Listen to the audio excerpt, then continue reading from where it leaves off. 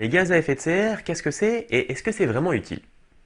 La réponse est oui. Les gaz à effet de serre sont vraiment utiles à notre planète car ils permettent de garantir une température homogène et standard d'environ 15-16 degrés sur Terre.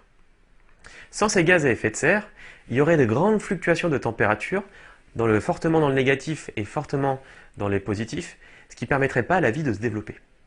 Comment ils fonctionnent? Sur Terre, nous allons recevoir une grande quantité d'énergie du Soleil, ici schématisée en jaune, qui vient depuis l'espace. Une infime partie va être renvoyée vers l'espace directement via effet ricochet sur l'atmosphère.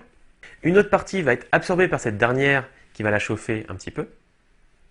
Et une dernière partie, la plus imposante, va venir chauffer la croûte terrestre. La Terre étant un corps noir, les corps noirs rayonnent en fonction de leur température. La Terre va rayonner donc énormément d'énergie sous forme de rayonnement infrarouge, ici schématisé en rouge, vers une flèche qui monte vers l'espace. Or, lors de son émission vers l'espace, elle va rencontrer ce qu'on appelle aussi les gaz à effet de serre qui vont l'emprisonner et la renvoyer par effet boomerang sur Terre.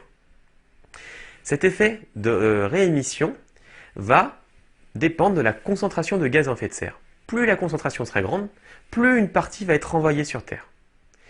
Mécaniquement, plus la concentration de gaz à effet de serre sera grande, plus la température sur Terre va augmenter. Les gaz à effet de serre, il en existe plusieurs. Selon le protocole de Kyoto, il en existe 6 grandes familles, auxquelles on va pouvoir en rajouter 2 autres, qu'on expliquera un peu plus. Le premier gaz à effet de serre et le plus connu, c'est le dioxyde de carbone, aussi appelé CO2. Le CO2, par norme et par facilité, va être toujours l'unité de référence. Le CO2 a une durée de vie dans l'atmosphère d'environ 125 ans. C'est-à-dire qu'à chaque fois que vous émettez un petit peu de CO2, il va mettre 125 ans à être éliminé de cette atmosphère et assimilé par différents systèmes, soit par la vie sur Terre, soit par de la sédimentation. Deuxième gaz à effet de serre le plus connu, le méthane. Le méthane a un pouvoir à effet de serre, si on prend le CO2 comme référence, 21 fois plus fort. Par contre, il a une durée de vie 12 fois plus faible. Troisième gaz à effet de serre le plus courant, les oxydes nitreux. Les oxydes nitreux ont une durée de vie d'environ 150 ans et un pouvoir à effet de serre jusqu'à 300 fois plus fort que le gaz à effet de serre de référence qui est le CO2. Il existe aussi les oxydes nitreux, N2O, les hydrofluorocarbonés, HFC, les hydrocarbures perfluorés, PFC, ou les hexafluorures de soufre, HF6. Ces différents gaz à effet de serre ont des durées de vie plus ou moins grandes et des pouvoirs à gaz à effet de serre beaucoup plus importantes que le CO2, jusqu'à 26 000 fois pour le SF6. Les deux gaz à effet de serre qui n'ont pas été retenus par le protocole de Kyoto sont simplement l'H2O, donc la vapeur d'eau, et l'ozone, O3.